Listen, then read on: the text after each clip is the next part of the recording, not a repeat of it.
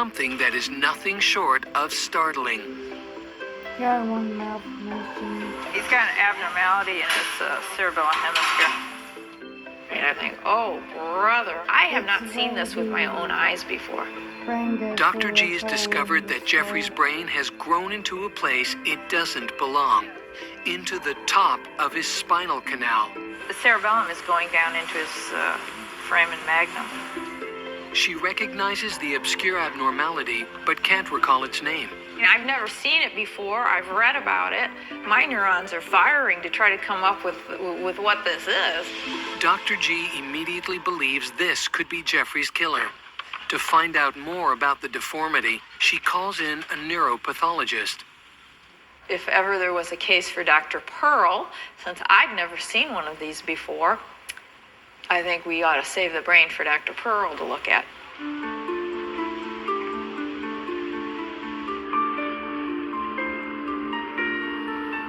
The next day, Dr. Pearl arrives at the morgue to dissect Jeffrey's brain. Accompanying him is a group of students there to observe. This is a virginal brain. They tell me it's never been x-rayed. He's 27, mental retardation, and he's found dead. He's got an abnormality of his posterior fossa, and his cerebellum is going down into his foramen magnum. Yeah, Chiari, Arnold Chiari, yeah. And I've been doing autopsies for over 20 years, and I've never seen one. Okay, interesting. That's an interesting case.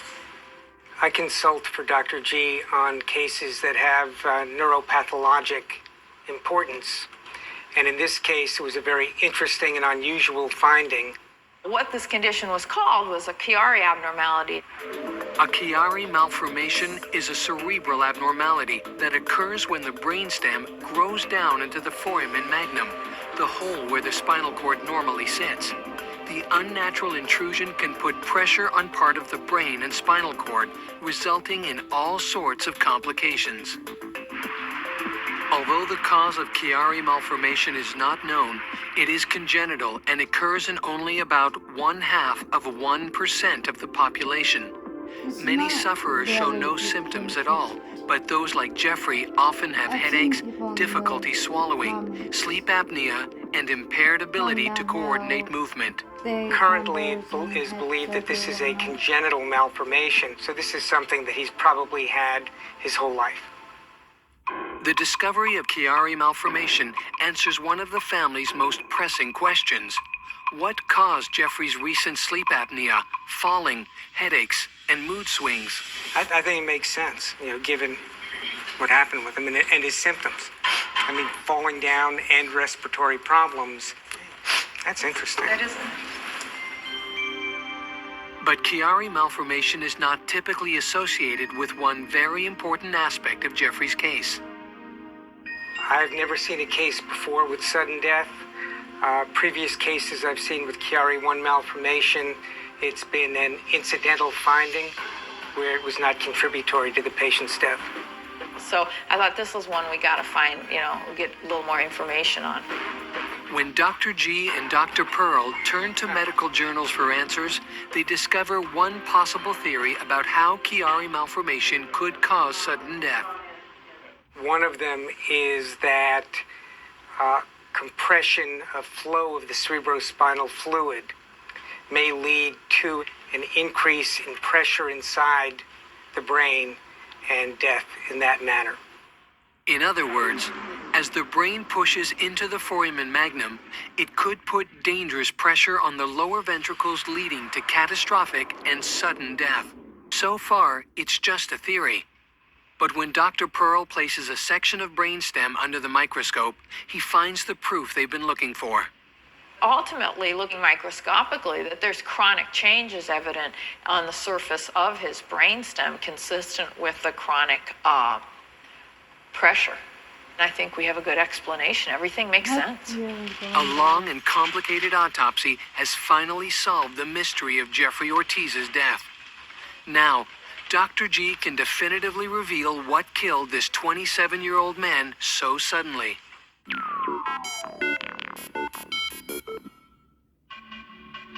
For about a year, Jeffrey has been suffering from a series of puzzling ailments.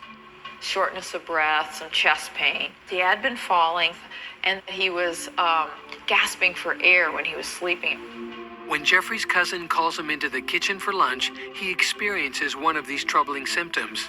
He was walking into like the sunroom to where he eats, and he had just lost balance, and he was so frustrated. He strikes his head against a cabinet, but sustains no serious injury. So I was really worried that maybe he had fallen a little harder and had some bleeding in his brain. There's none. Jeffrey grabs a sandwich and heads to his room. He takes a bite, but he doesn't choke on it. Instead, at the base of his brainstem, his undiagnosed Chiari malformation is about to take his life. What's happening is his cerebellar hemispheres are protruding through this circle for much longer than they should. This is where your spinal cord is. There's only so much room, and it compresses the brainstem and the spinal cord for having that extra tissue come out. The pressure that has been building on his brainstem and spinal cord finally reaches a critical point. Jeffrey's respiratory and cardiovascular systems begin to shut down. He falls to the floor and his heart stops beating. He dies almost instantly.